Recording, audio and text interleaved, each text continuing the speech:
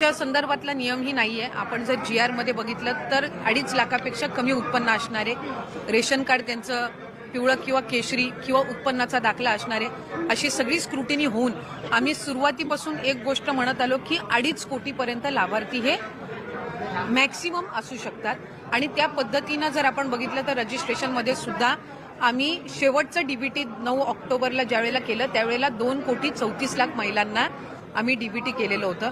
म्हणजे साधारणपणे त्या आकड्याचे आपण जवळपास आहोत।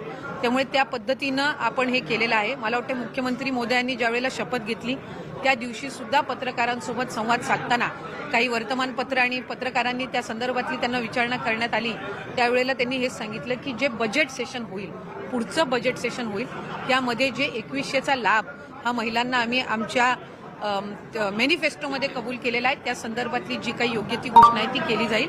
आता 1500चा लाभ आहे आणि जे लाभार्थी आहेत जे व्हेरीफाईड झालेले आहेत ज्यांना गेल्या महिन्यांपासून लाभ मिळत आहे त्या पद्धतीनं त्यांना मिळत राहील। या योजनेसंदर्भात विरोधक आता पुन्हा एकदा आक्रमक होताना बघायला मिळतात, टीका टिप्पणी करताना बघतात की आता निवडणुका झाल्यात, आता या संदर्भात अनेक खरं तर नियम जे आहेत ते लागू करण्यात येतील अशा संदर्भातले आरोपही होतात। एक तर विरोधकांनी सुरुवातीपासूनच या योजनेवर टीका केली। ज्या वेळेला 28 जून रोजी ही योजना जाहीर झाली त्यावेळेला सुद्धा त्याच्यावर टीका करण्यात